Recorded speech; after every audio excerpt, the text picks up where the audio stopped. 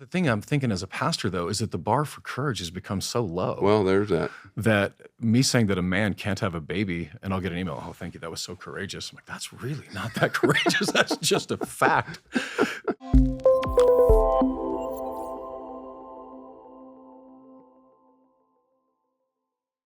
Welcome to the broadcast. This is Michael Easley. In context, I have a special guest. Actually, all guests are special, but this one's extra special because he's my friend. He's my pastor, Darren Tyler. Thanks for stopping by. And When I was a kid, being called special, like Midvale. yeah, it didn't mean the same thing as what I do now, but I'll take it. Thank you. Darren is a former veteran in the music and entertainment industry, and he became a reluctant pastor. 20 years of career with Vanguard Entertainment and William Morris Agency, a founding platform for artist management. His clients included the Jars of Clay. I went to Jars of Clay concerts 100 years ago. You did? On purpose. Third Day and Cutlass, spelled with a K-U-T, not the car. In 2010, he laid aside to give his full attention to starting Conduit Mission, which he founded in 2007. And in 2010, Conduit Church was launched out of a high school. He's got a new book, by the way. We'll have it in the show notes. It's called The Power of Seven. You need to get it and read it and share it. And still a good after Christmas gift for people. It's on the story of the gifts of Romans 12. And so it'll be a good study for you. He and his wife, Sharon, live in the Middle Tennessee area. We've been friends now we've been here 17 years. We met when? Maybe 10 years ago? 10 years ago, yeah. Which is hard to believe. It is hard to believe. See, it's hard to believe because I felt like I knew you before because I would listen to you on Moody Radio and like out in the middle of nowhere when you're on the tour bus, you would either get NPR or Moody were the two stations you could get like in Kansas. Fisher cut bait. So yeah, I don't know. I've listened to a lot of Moody. So Dr. Michael Easley. Yeah, that was a long time ago. We all have a history, right? Yeah. No, that was a privilege to be with Moody. No question about it. Well, this precipitated, and as I tell a lot of my friends, you have a mind for culture and for trend that I truly am covetous of. You know, I was trained in a biblical theology framework, and this type of thing, and I'm thrilled and glad, and I appreciate the foundation I got. But when I listen to you speak or teach or talk, I'm amazed at your ability to take current issues and talk about them for the masses because A, people can't keep up with information, B, information is unreliable, Yeah. and the people who spew it out aren't always, reliable. And you have a way, even in a Sunday morning sermon, of pulling together things I'm going, how did he do that? It's truly. It's in Well, hearing that from you is very kind. It's Well, like high praise. I'm not a kind person, you know that. Truthful maybe, but not kind. You're truthful. No, you're kind. You're feisty, but you're kind. I'm ornery. So this article, we both read this article the same week, and it came out in the Wall Street Journal. It's been in a lot of places. But the headline of the journal was Sales of Bibles Are Booming, Fueled by First-Time Buyers and New Versions. And I went back because Hannah and I follow this group out of Arizona. Is it Christian College that does the George Barna's work? Isn't that where he's stationed? But they do this thing called The Bible in America, and they do these big reports based on Pew and on Barna's research. But this was just a while back, Darren, and I was flipping through it this morning. A few years ago, half of Americans were Bible users, 50%. 3 in 10 never used a Bible, 29%. The report, rather drastic shift in our 2022 survey, Bible use tumbled by 10 points down to 40%, with non-users increasing the same amount, up 40. Surveys these last 2 years have seen minor variations. But the chart, which you don't need to see the details, but the chart takes this huge drop in 24. That's interesting. So then this comes along, and the lead says Bible sales are up 22% in the U.S. through the end of October, last quarter, right? Yeah. Do I understand that right? And then they cite some things. I'm just going to read a couple of these, and then I want to interact with you on it, obviously. People are experiencing anxiety themselves, or they're terribly worried for their children and grandchildren, says Jeff Crosby, president of the Evangelical Christian Publishers Association. Now, I think this is speculation. He says it's related to artificial intelligence, election cycles, and all of the feeds It feeds a desire of assurance we're going to be okay. And they profile this little anecdotal story by this Celie Vasquez, a 28-year-old artist and influencer. And this is where you got to step in, because she goes to look for a Bible, and she's taken not by translations, but by covers and colors and options. Yeah. So let's start at the beginning. What do you think? What's trending? Why young people? Are these Gen Y and Gen Z? Who are these? Okay. It's Gen Z, and then Gen Y right after that. So like my son's age, and then people into their 20s and 30s. And what's interesting to me about that article is it doesn't touch on what's happening like with Jordan Peterson, Russell Brand, like these celebrity type guys that are using the Bible as their... And that generation would follow Peterson and a Brand? Yeah, 100%. Okay. Like I learned about Jordan Peterson from my son, who is 19 now. Really? When he was 14. Wow. He was some video he'd seen of, it was when the controversy was going on with Jordan Peterson in Canada. In Canada, yeah. And he's like, Dad, you got to watch this guy. He just owned that guy. And I'm watching this going, my son, it kind of reminded me of in the mid 2000s when like the music world was just really taken with Ron Paul, which was utterly fascinating to me. But now theologically speaking, and here's the thing, I think it actually makes sense because it's actually not just Gen Z, Gen Y, but it's males in there that are taking the lead in that. And for the last 10, 20 years, young men especially of any color, white, black, brown, have been told that they're the problem with it. So you find these young men, and so you see a guy like Jordan Peterson speaking to young men, speaking to masculinity. They're taken with that initially, and then somehow it's. He uses the Bible all the time. So I'm thinking that there's some draw to that with Peterson and that crowd, like Prager. If you've watched any of the series that they've done, where they talk on Exodus and they make the Bible sound completely fascinating and this giant audience. So I'm wondering how much of it is to do with that. The trends, that's one reason I want to talk to you about this, because trends we can make statistics say whatever we want, right? Mark Twain 101. My dad's version of figures don't lie, but liars figure, and the way you present information. And I want to be careful of that. Yeah. And we can tell anecdotal stories. My son, who's 30, he loves Jordan Peterson and he loves Rogan. Yeah. And I'm just curious why that dials in. So one thing you've raised is the masculinity issue. Yeah. There's also an intellectual dialogue. Mm-hmm. That's the part that intrigues me, that because we've kind of dumbed down so much of our education and view of information. And yet these guys, you have to lean into Jordan Peterson. Right. Even Brand to a degree, you've got to lean into what they're saying to follow arguments. Or is it just the sound bites they're watching and the shorts?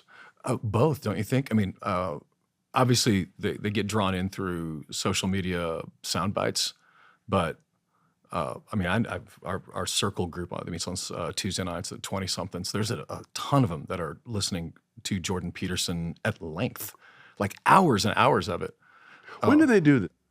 So that's the question. I don't know, because not only are they listening to it, they're watching it on YouTube. So it's different. Like I'm consuming most of our content mine is on podcasts on 2.0. You're taking a walk on your drive? Yeah. It's 2.0 speed. Yeah. Right. But YouTube, sitting in front of it and watching it in fact, just this last week or 2 weeks ago, YouTube pulled into the lead as the number one place for podcast consumption. Well, we do know that generation's not watching television. Correct. They might watch a movie, they'll binge something, but they're not watching TV like you and I grew up with. My kids, they'd walk into our living room with a giant screen on the wall and watch it on their phone.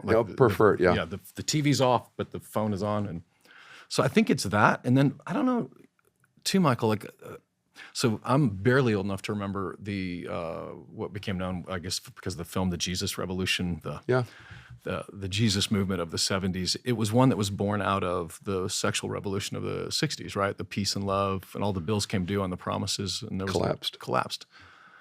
And so if you look at that movement, it was really marked by that, peace and love, Chuck Smith, hippies, getting baptized at Pirates Cove.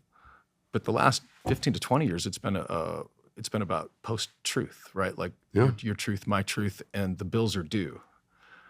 And it's not coming, there's nothing in the account for it. So there's a segment of the population looking for truth, and they're going to the Bible. When this first dropped, I think I had read it and you sent me an email, a group of us an email, and I thought, okay, we got to talk about this. But do you think it's shift, or is this just a blip? Yeah. So the question is it a revival or is it a trend? Okay, better. Yeah, a revival or is it a trend? And I don't know. We'll see. But you were excited.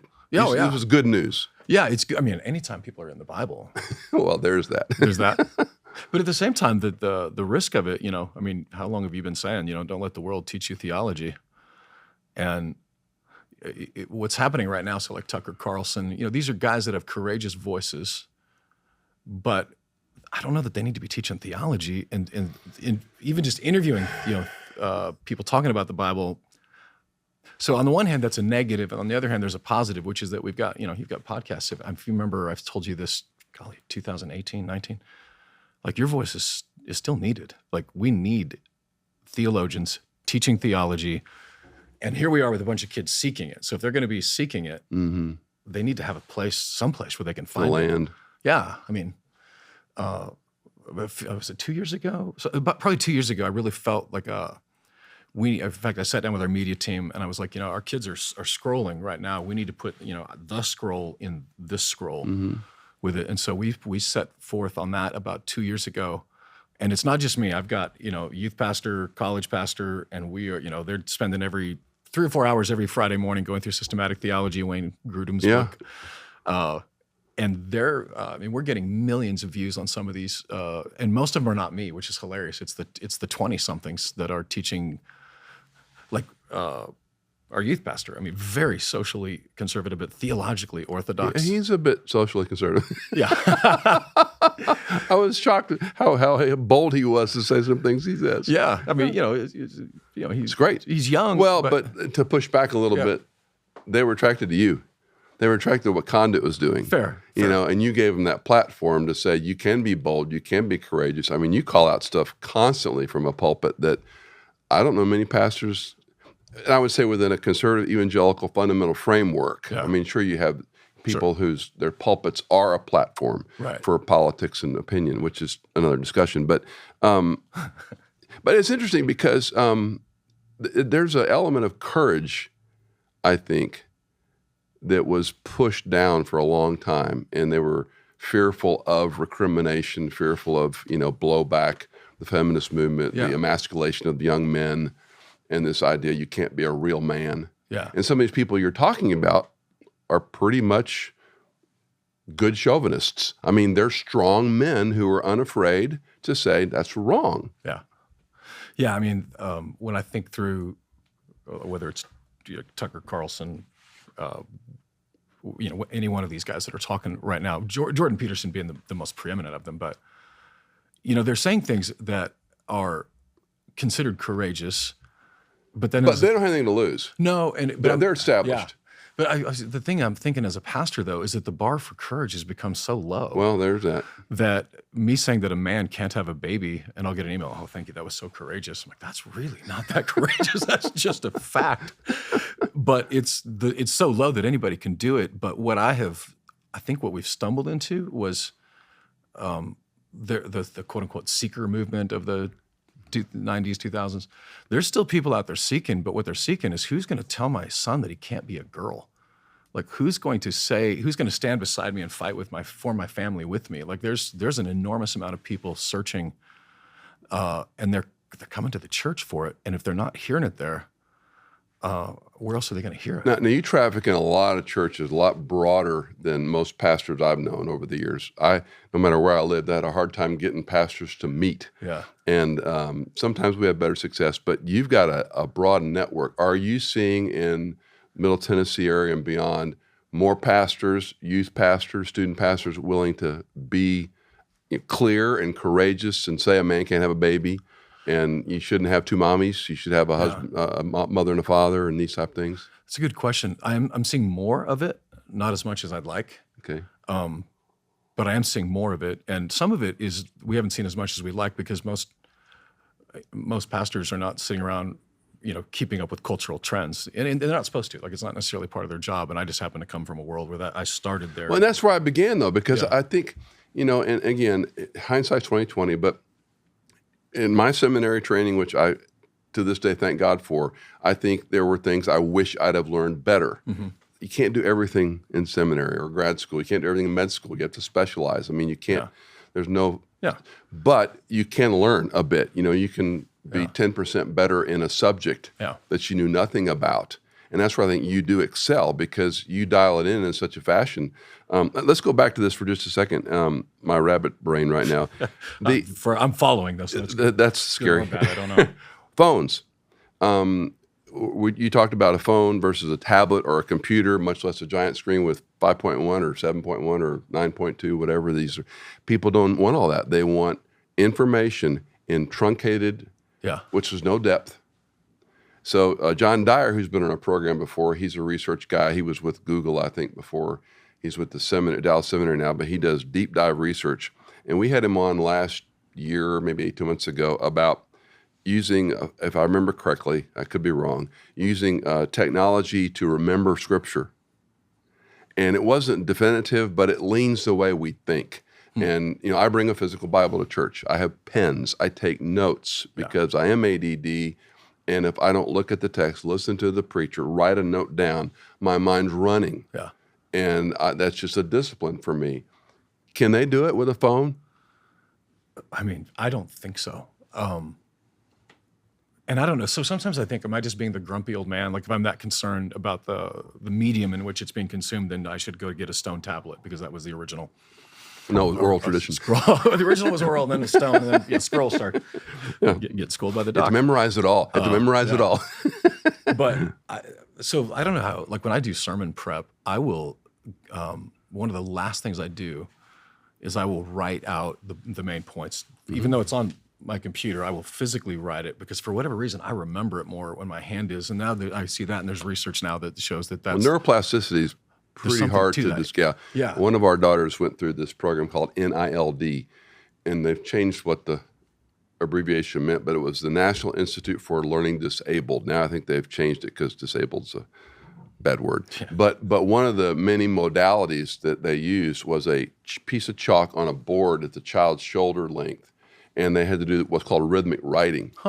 And they had to keep the chalk in his final line, and she would have it up, right, down, over, left. She had to say what she was doing and keep this line real tight and have a perfect pattern. And then as she graduated, you threw math problems at her while she's doing it. 2 times 2 is, 16 divided by 4 is, and she has to keep explaining what she's doing and do the math in her head. And then the rhythmic writing got more complex. It got more flourished. And they had dialed into neuroplasticity retraining for brain injuries, this tactile thing. And so when you talk about writing your message, that there is a reinforcement that occurs. And I still contend the physical book, nothing else, distraction. Back to the articles we're talking about, having a physical Bible, beyond being the right color, the right layout, there's now this tactical thing as opposed to a phone that can be such a distraction. Right. Yeah, because your phone has all kinds of other distractions on it that are taking you away from what's in front of it. I think that, at least for me, my brain processes differently when it's in digital form. Do you prefer that? I prefer it because it's the best book I have is the one that's in my pocket. So I keep my Kindle app on my phone, and I usually have 2 or 3 books going. But when it comes to sermon prep, I break out the Bible. I mean, I've got a journal Bible, which I bought about 5 or 6 years ago because, well, 2 reasons. One, that the font became unseeable for me on the one. They shrink. Your eyesight's fine. The font just shrinks. I had it for 20 years. Eventually, my arm just wasn't long enough. I couldn't get it far enough away. So I bought a journal Bible so that I could actually do notes in the, because for the most part, if I need a concordance now, I can go to my computer. So I use the margins for it. But when it comes to the actual, let me say it this way. The actual Bible itself, we smuggle Bibles into the Middle East all the time. And to do that, we have to hire actual smugglers who smuggle, cigarettes, booze. Wow. And we have to pay them more for Bibles because it's more dangerous more for risky. them to smuggle a Bible than it is to smuggle booze into what a world. Right? But that says something, though, that the Bible is so dangerous to false religions that they would rather you smuggle booze and cigarettes and sedate the masses, right, than to smuggle in Bibles. And so my point of that is, okay, what if it's that important to them that they would try to resist it, and so important to the church that they would risk their lives to get it, and why wouldn't we want one in our hands to take with us somewhere? And when I see this article, I guess that's the hope I have, is maybe that our culture, we've gone too far. Yeah. Coming back. Yeah, like there was an overcorrection far into the craziness of what happened in progressive secular humanism. And eventually, like my son, again, I go back to him, he's like, comes home from school, and we live in one of the most conservative counties in Tennessee, maybe the country. And he's got a teacher that was trying to teach him things about transgender things, and he's like, Dad, like that's a boy, because he's a boy, and he's 13 at that age. So the point is he's seeing things that you can't believe. I'm looking at it with my eyes, and I'm being told I can't believe it. And eventually, you're like, I just really need to know what's true and what's not true. And one of the things I was so proud of him, he hiked with me to Everest Base Camp, and proud of me because he didn't leave me in the dust. But he, when you're putting the weight of your stuff in the bag, it can't weigh more than 50 pounds, because the yak, the union of yaks, they've unionized. But he made sure that he got his Bible in that bag at 19, and was reading it. At nights, we would have conversations while we're freezing, our rear ends off in sleeping bags. But and I never encouraged him. I encouraged him to read the Bible, but when we're doing the pack, I wasn't like, you need to do this, make your dad proud. He genuinely wanted it, genuinely was reading it, and genuinely interesting. And I think it just goes back to the world has been telling him things that are untrue, as if they are true. It's the Rod Dreher, live not by lies. He doesn't want to live as if those lies are true.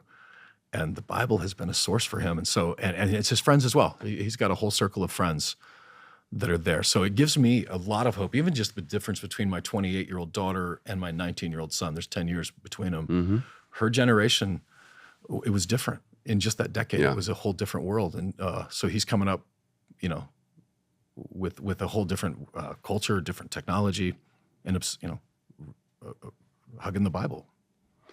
This article talks about, this is the Pew Research Center, found 28% of adults in the U.S. now consider themselves religiously unaffiliated. Yeah. And that took me back to Oh Brother, Where Art Thou, if you remember that scene. I do, yes. Yet Bible sales rose 14.2 million in 23 from 9.7 million in 19. It hit 13.7 million the first 10 months of this year. And what was interesting, the article talks about other books like the Hebrew Bible, the Quran, the Bhagavad Gita. Others aren't broken out separately in that study. Yeah.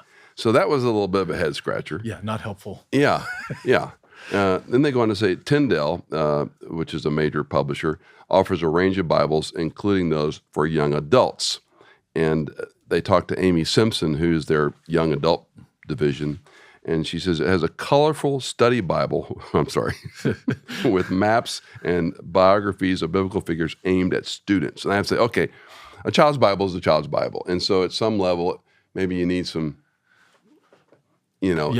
illustrative things. It's just not black print on sepia paper. But don't you think, so you hear that, and you and I both lived on the publishing side. That feels like something that a marketing person would say, but it's not necessarily what the person wants. To my point. And that's where this article is, you're referring to Peterson and Brand and others, and let's say they would not be the index for theology. Yeah. They may say some really great things. Yeah. It's the same, this as well as I do. When a rock star comes to Christ, leave them alone. Yo, buddy. When a Hollywood personality comes to Christ, leave them alone. Don't get them in front of a camera telling their story, because it won't end well. Yeah. And so some of this article to me, while it's encouraging, it's like, okay, here's a Bible. This is cool. But can we get them into observation, interpretation, application, how to read the Bible, how to read a chapter of Grudem with 4 or 5 friends and say, what in the world does this mean? How does it apply? Yeah. How do I live as a response to understanding some truth? Well, if there's any clarion call that we get from this as pastors, it has to be that there is a competition. So the competition has been hardcore, secular, progressive, competing for the minds and the hearts and the souls of our youth. And now we've got a generation. So I keep beating the Jordan Peterson, but he would view the scriptures as a philosophical exercise. But the thing about philosophy is you can leave the questions hanging out there, and philosophy It's okay with it. doesn't control your life. The Bible does not allow for that. It does not allow for me to say that I'm still in charge of my own life, and philosophy does. So the clarion call is, if we're going to be competing now with guys that maybe they would vote the same way I would vote, maybe they would have some of the same standards I would have morality-wise, they do not have the same theology as we have, because in many ways what Peterson is selling is just another version of saved by works. It's If that. You're right, yeah. I mean, I think he is coming from such a philosophical framework and his own psychological orientation for how many years? 20-some years he taught before he became his 12 Rules book and so forth. 12 Rules, is that the name of it? 12 Rules for Life. I remember reading it when it first came out. I've slept since then. But there's a sense in which, and this is where I can be cynical. I know that's really hard for you to envision easily being cynical. But you see this, whether it's this study or another one or there's another celebrity named NBC star I won't even mention, but she's all big in the Bible right now. I don't believe a word she's saying. Yeah. So it's like, okay, is that still good? Because the Bible is the discussion topic. See, and that's, so sometimes, I can get as grumpy as you can about theology. If that theology comes over the fence one more time, it's mine. But it's like, so on the one hand, I don't know. So listening to let's say I may be a Jordan Peterson. It's like a garden salad for dinner. I'm eating something, but man, I'm still hungry when it's over. That was. And you're saying that kale didn't taste good, but I'm going to eat it anyway. It was not gratifying. I'm still hungry when it's over. So I don't know that it's not bad unless we, as pastors, I say we, are giving an option to try to compete with that. So right now there's this hunger. They're looking for, it's like a food court. Are we going to be able to give them the truth and not water it down in a way that they can? Because the thing that I'm hearing from most of them is, I just want to know what's true. That's all. So Christopher Yuan, who's a mutual friend, Yuan, we've had him on many times on the program. I knew him when he was a student at Moody, and he's fighting an interesting fight right now in the whole holy sexuality market. I mean, he's become so marginalized by the side A and side B. Yeah. And last time I interviewed him, I remember asking him a lead question, and he said, "Michael, I'm sorry, that's the wrong question. We need to talk about what's true." Yeah. And you talk about this a lot when you teach. Yeah. And this is a football, guys. This is truth. Now, how do we take the good part of this and then as pastors, youth leaders, student leaders, parents, move it to say, Jordan's fascinating to listen to. Rogan's interesting to listen to. Whomever you like, it's cool. Right. But how do you turn the heat up a little bit to not tell them, can't tell them, right? But how do you lead them and encourage them to say what is true? And I mean, I think you can tell them more than you think you can these days. When I talk to, again, Joel, our youth pastor, when they interact with the kids that are there, and I think they had 300 kids there last Wednesday night, and he is preaching like I would preach on a Sunday morning, and they are lining up, kids are, and what's happening right now, by the way, is that they're seeing him on Instagram Reels. They'll put a minute clip, and it's straight Bible stuff, and we probably have 2 or 3 visitors every week from Insta stories and YouTube shorts for youth group. And they're there because of what he's saying. Wow. They're seeing, and parents are seeing it too, but teenagers are seeing it. And so I feel like that the idea that we had to oversimplify it so that it could be seeker friendly was a misfire at best, because I don't know that it needed to be dumbed down. But it certainly doesn't need to be dumbed down now, because they've got information flying at them. So they're just looking for somebody to help me figure out what's true and what's real. And so whether in a preaching situation, in Bible studies, I mean, we are looking to 2025 right now as a church and trying to, just ascertain how we can do this more, not just with our youth group or our college group or Sundays, but create more and provide more hard, biblical, deep-seated theological teaching. And I don't know how it works for others, but one of the things that when I will take a Washington post article, whatever, is I'll sometimes start with, like, this is the cultural zeitgeist says this, and here's why that doesn't actually work, and here's the Bible's answer to that, and here's why the Bible has always been right. This week, Tucker Carlson is interviewing a guy named Jeffrey Sachs, and it's specifically talking about the Middle East and what's happening in Israel, and get some conspiracies with it.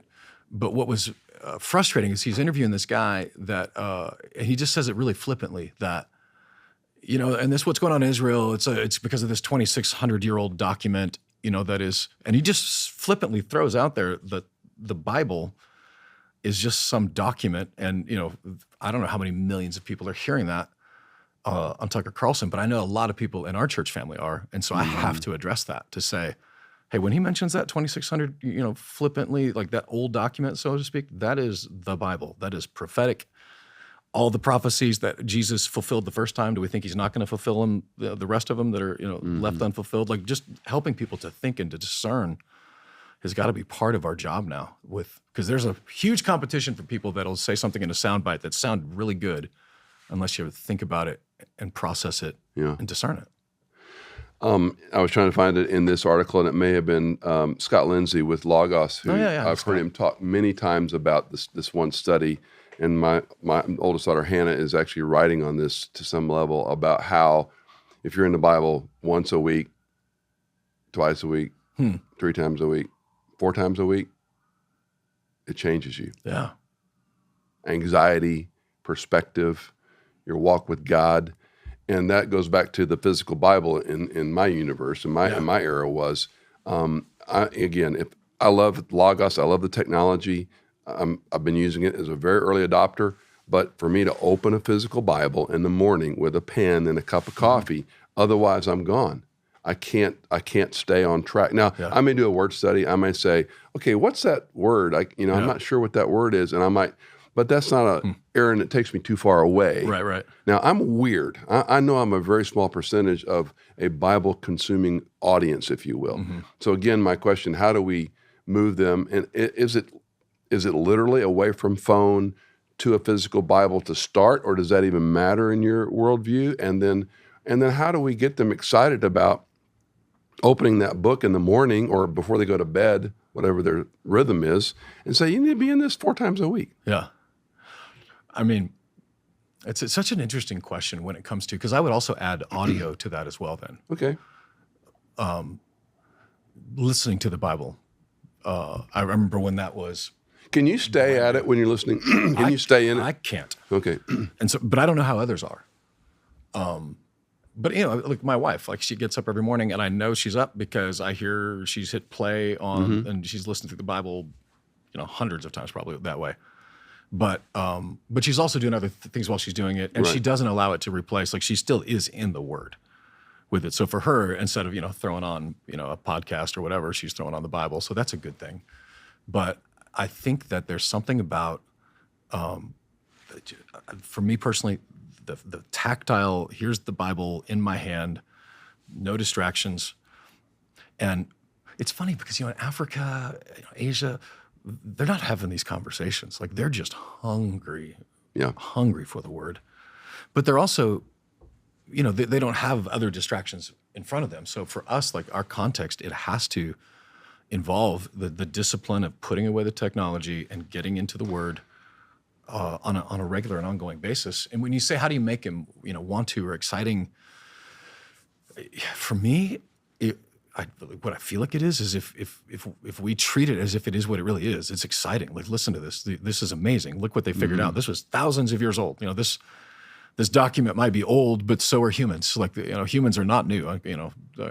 Contrary to Joe Rogan, we are not evolving as a species. We have better buttons, bigger weapons, and the same dark heart inside of us. So showing them even the relevance of it, that it is an old document, but we are old creatures that need what this has for it. Now, whether I accomplish that on a regular basis, I don't know, but that's what drew me to it was I hear this, but I needed it to make sense to me somehow. So I just literally, one point in my life, I started over in the Bible. I'd grown up in a faith tradition that eventually, if you have an intellectually honest bone in your body, eventually you got to look at it and go, that didn't work. So why is it that the preacher's the only one getting rich in this thing and I'm not? Like, it didn't work. So I had all this time on a tour bus. And so I literally just... NPR or Moody Radio, yeah, right? But at one point, I literally just started over. I thought, I'm going to pick up this Bible. And this was not an easy exercise for me. But if I were to start over and read this for the first time, what would I think this meant? Like, if I'm just reading this, what do I think? If I trust that it's true, if I trust that it's real, and that it's not some philosophical, Carl Jung exercise, psychobabble, what would I think it meant? And that really was a great exercise for me. I spent probably 2 years just reading and started to see these things connecting and, First Chronicles, Second Chronicles, First Kings, Second Kings. And it was probably one of the most amazing couple of years for my faith. Yeah. Was just, okay, what does this mean? What would I think this meant? And then, I would definitely read commentaries at some point, but it was, at that point, I just wanted to know, what is this? What it means? Yeah. What it means. And I walked away from that exercise. Now I've loved the Bible more than I've ever loved it, and willing to risk our own lives and safety and legal status to get them into the hands of people that can't get them. Because there's power in it. There's the promise of the word is real. Light for our path, a lamp, like all those things. Being raised in the Catholic Church, the Bible was up. The layperson could read the epistle, but only the priest could read the gospel. Wasn't encouraged to read your Bible. In fact, it was patently discouraged. I was told from middle school on, very specifically, you can't interpret the Bible, only the church can interpret the Bible. And when I started having kind of your experience when I'm reading it, going, either the Bible's true or what they're telling me is true, but they both can't be true. Cannot be both true, yeah. And that was a big fork in the road, and I walked it as far as I physically could without splitting in two, and it was nightmarish. And I know there's some Catholics that have a great faith and all that, and I'm not besmirching, but I am saying that the Catholic Church can't say this and the Bible say this, and they align. And for me, getting that Bible, and this is before I understood commentaries or even a concordance. Right. And I'm reading a Bible, and you mentioned Kings. I was reading, and I was going, wait a minute, this guy did evil. This guy did evil. This guy did well on the side of the Lord. And I just I don't know what I'm doing. I'm a junior high. I'm circling, wait, evil, good. And I made a piece of paper list, and I think there were 38 kings, and I had 19 that were evil on the side of the Lord, and another few were good at some point. A small handful were good at the end. And I'm a kid going, wow. Right. Well, I didn't understand Judah and Israel at that point. Yeah, right. I didn't understand the divided marking. And then when I learned, wait a minute, how do you sort this out? I'm drawing charts on paper. I don't know what I'm doing. And I'm that weird guy, right? And so that was the scales fell from my eyes. I mean, this is real. There's so much here. And 9 out of 10 churches, maybe, is there a higher number? 9.99 out of 100. They don't explain this stuff. They don't get excited about a passage. No. No, and when I started down the church planting road, it's been 15 years now, didn't know what I was doing. So I started, because of my previous life, I knew mega church pastors in different cities, because back in the 90s, if you just built a new sanctuary in Dallas, you'd call little Darren and ask what's CC doing on Sunday, So I had this weird circle of friends with it. But I was for those who don't know, he managed CC Winan, and if CC's free, can she come to my big church and sing for Sunday morning for me? Is she busy? Can she come? So they'll understand. Sorry, yeah. The non-Music City people just. I'm sorry. Yeah. It was a weird world I was in. When you say I have these different church connections, it's genuinely true. But they were Baptists, Pentecostals, Catholics, As long as they take your artist, that's all that mattered, right? And the check cleared. Yeah, I mean, it was not a high way of living. I'm not very proud of that era of my life. But the church planting organizations that I was working with, and I learned later there were words for these things, but they were ecclesiology, missiology. I didn't know any of that. I had to read some Ed Stetzer books, but what I learned was that they were very focused on the church planting tactics way more than the theology of it. And if I could push a little more on that, discipleship and evangelism ever come up? It's a marketing program typically. 100%. How to start a church. Yeah. Church in a box, literally and metaphorically. Do these things and you'll have a church. Well, I remember thinking, because the goal was you had to raise $150,000, and these are broad, sweeping statements. But and then if you launch big, the Nelson Searcy. Oh yeah, But I remember thinking, Easter Sunday. Yeah, I remember thinking, if I spent $150,000 in the music business and I had 700 people show up, that'd be a pretty lousy CD. That's not a win, right? I'm like, wait a minute, you have to do what? And so, for me, it was I never found the jet stream, and it's not because I was so spiritual. Eventually I just kind of stopped looking, and I've found fellowship now in groups outside of maybe a mainline denomination. Okay. But there's churches out there that are focused on theology, and those are the ones that I've been drawn to, the fellow pastors. And I'll add that they're the ones that seem to be, like when you hear these numbers about the church declining, and I'm like, I don't know what they're talking about, because we're turning cars away on Sunday.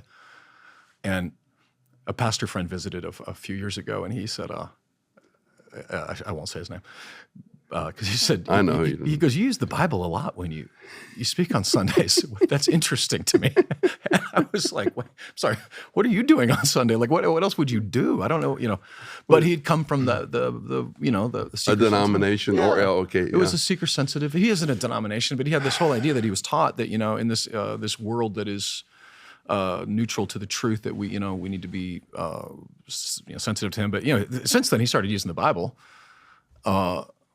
And it's been great for him. But the best complaint I ever had when I was in Emmanuel in Northern Virginia, D.C., was we had these response cards. People would write comments on it, and this church has too much Bible in it.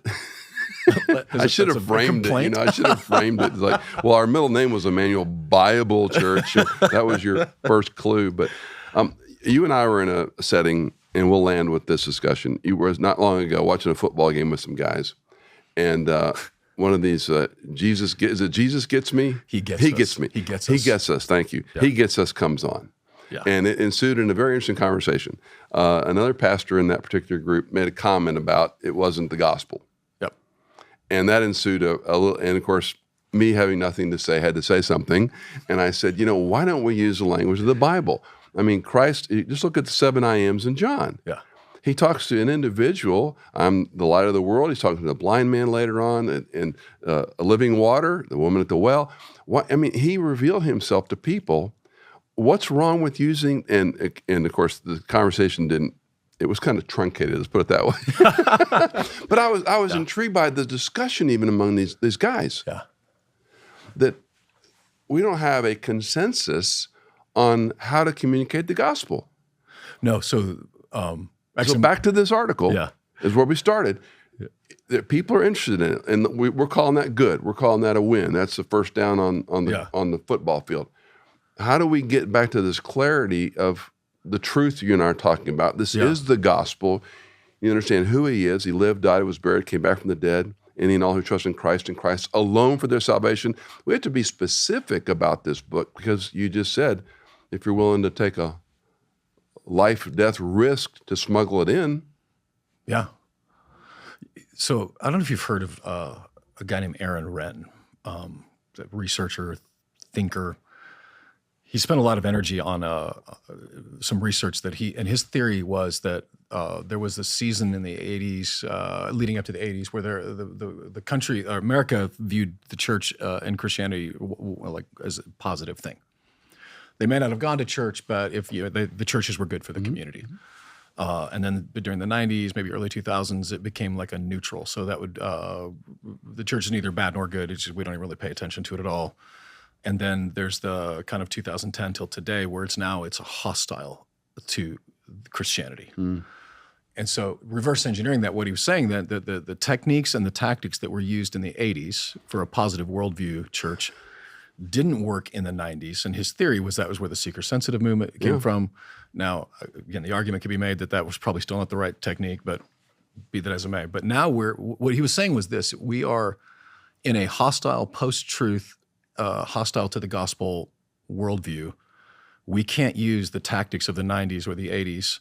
And his theory then is what we need is clear, courageous, bold. I think he uses the word apostolic. I'm not 100% sure, but that's what is needed right now is a very clear, very bold statement to the truth. Even the idea of like, and I love the teachings of Tim Keller. I have no qualms whatsoever, but the world that he was teaching in was almost like we're coddling to the secular humanists and we're punching conservatives. Yeah.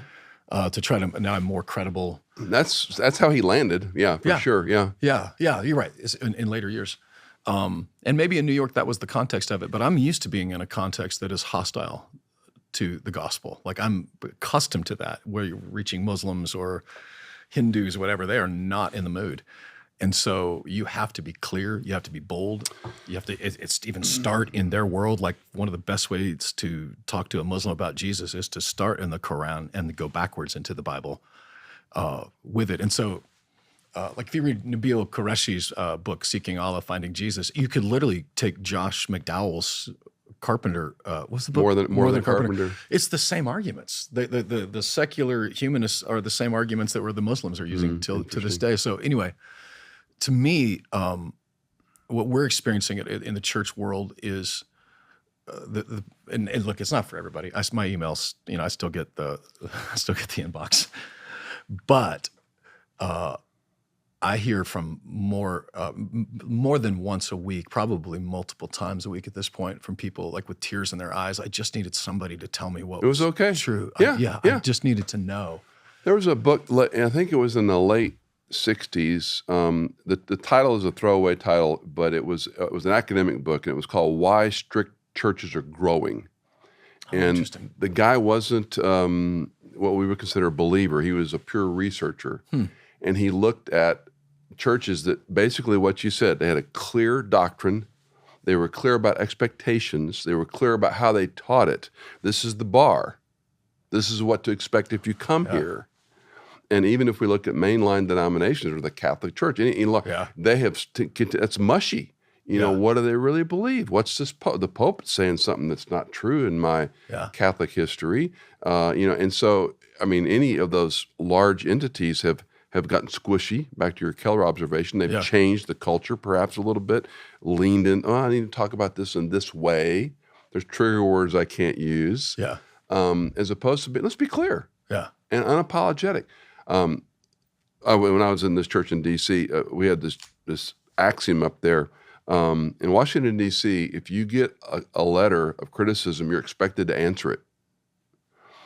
And whatever you say, you have to envision being on the front of the Washington Post. That's the culture that we lived in. Huh. And one of my pastors up there, Ralph Weitz, is still a friend to this day. We often talked about being clear and just letting the chips fall where they may. Not being rude or unkind, but being clear. Yeah. And we had a 4-star guy got in my face years ago about something in particular, and they would stand in line to talk to you. Oh, gosh. And he's standing there. He is in my face, and I'm just listening to him. And Earl Comfort said to me one time years and years ago, he said, "Michael, work to be respectable, not to be liked." Mm. And that always played in the back of my mind. Some good advice. And so I'm standing there getting this bludgeoning, and I just let him finish. And he said, "Well, I don't agree with you, but I respect you." Mission accomplished. And I just smiled. I didn't say a word. I didn't say thanks for coming down. I didn't shake his hand. I just smiled. And it was one of those, okay, Lord, you can be truthful and clear and stand your ground, and it'll be okay. Yeah. You might have some blowback. You might have some unhappy people. But if we're trying to say, this is the very word of God, he didn't stutter. Yeah. You need to read it. We need to be fearless. Yeah, if he either meant it or he didn't, which is one of the things I have a problem when I start hearing guys like Peterson talk about the Bible like it's some philosophical Carl Jung psychobabble thing. Like the implications of what you're making psychobabble about are either this happened or it didn't. There is no once upon a time in front of the Christmas story, right? This happened. And if it happened, then what does that mean for me, for us? You can make an archetype out of it all you want. You can do that with the Iliad or any of them, but that is not, the Bible doesn't leave room for that. The Iliad leaves room for that, but the Bible does not leave room for it. So if you're using it that way, you're not using it the way Jesus used it. And if you're, once again, you're attributing things to Jesus that he wouldn't have attributed to himself with it. And as it relates to church world, I don't know. I went through a season probably in the early years of the church. I had this naive notion that if someone didn't agree with me, that maybe I just didn't explain it well enough, So I'd spend this. There could be a possibility there. It is plausible, but there was eventually we're like, oh, actually, they heard me the first time. They just didn't like it. So I was like, there's that, the idea of if the person you're talking to is not listening, stop talking. I was wasting a lot of energy in the marketing world. Back to our Tyndale friends. There's these 3 categories in marketing, and you know this, but there are the people that love your product already. There are people who hate your product. This is like Cybertruck is a great example of this. And then there's people in the middle, one way or the other. And in marketing, what the numbers and research have shown is if you spend all of your energy trying to sell the people that hate your product, not only do you fail at that, this is what was fascinating. I'll find this report and send you the link. Not only do they still hate your product, the people in the middle tend to gravitate towards the haters. Interesting. But if you focus on the people that love your product, ignore the haters, the people in the middle actually tend to gravitate now towards the positive with it.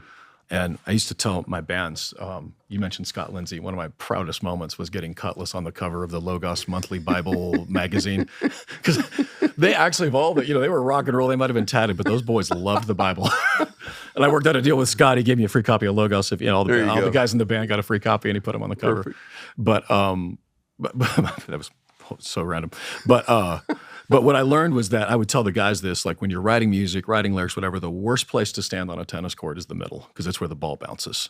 Take a position, front or back, I don't care, but take something, because you're not going to hit anything. And I've in the scriptures now as a Bible teacher. That is what I have done. You just got to take a position, one way or the other, And for obviously, I'm going to take the position of truth. And when you're standing, front or back, you can actually connect with the ball as opposed to just swinging at nothing. Darren, thanks for coming on today. Thanks, And Doc. as always, information in our show notes. Darren's got a podcast. You can watch Conduit Services online, and we'll have all that and the links below. So thanks again, buddy. Thanks, man. This was fun. It was.